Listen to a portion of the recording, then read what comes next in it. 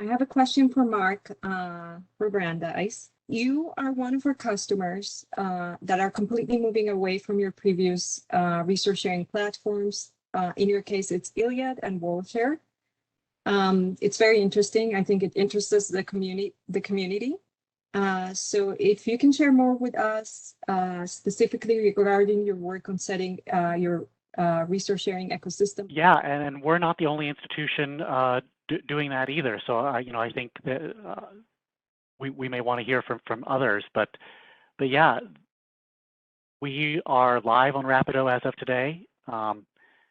We're T-minus 9 days until Iliad goes completely offline and WorldShare goes completely offline for us, and we're doing everything via Rapido. So, a lot of that has been, we're able to fill about 65%, 66% of our requests through Rapid. So Rapid has been an important source for us. It's not been everything though, because it is that content that's the most easy to get. As a research university, we rely on our closest. I like the terminology, a circle of friends.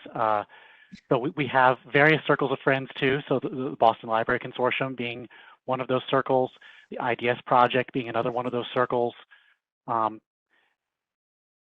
We rely on those networks for other types of items that maybe are not Rapid, so like borrowing microfilm, for instance. And so really what we're looking to do is use Rapid for that core group of content that's easy to get, that's quick to get, and then leverage, because for us it would be a relatively limited number of partners that we would need to set up via ISO, so that the existing Alma resource sharing functionality.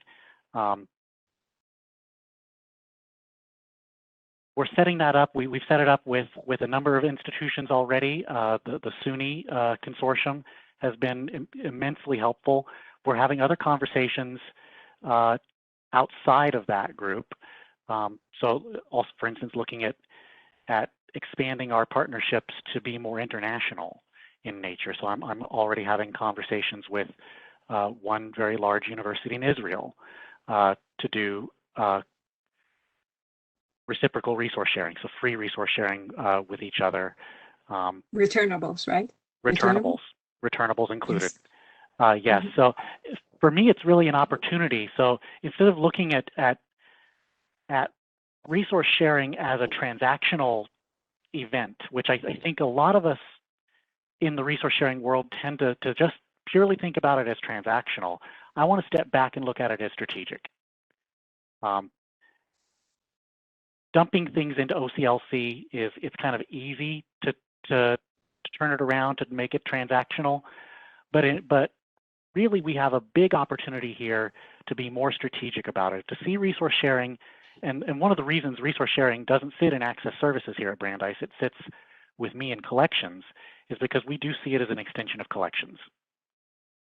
It is the strategic extension of collections.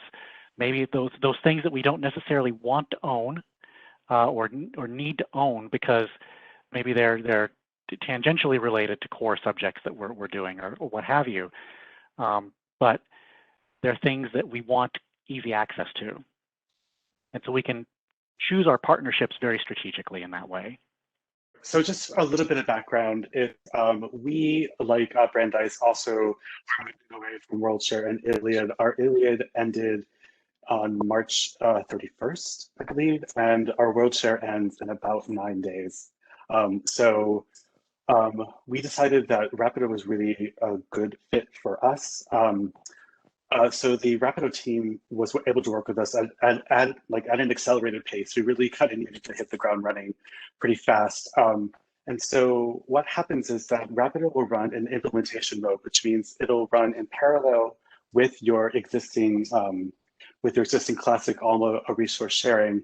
And because we have such rock stars in our resource sharing at Ithaca, what we did is we were able to just use Rapido almost entirely so that we could really see what the workflows would be like and kind of get the kinks and the bugs out really quickly so that we could go live with it and be able to run on it.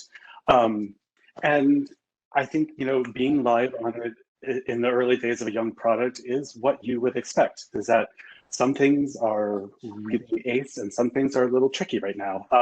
So for instance, anything with article sharing is really fast because it's got that rapid ILO underpinning. So that's been a really big boost for us. We've seen a big increase in the articles and also saving some time with the automation around that.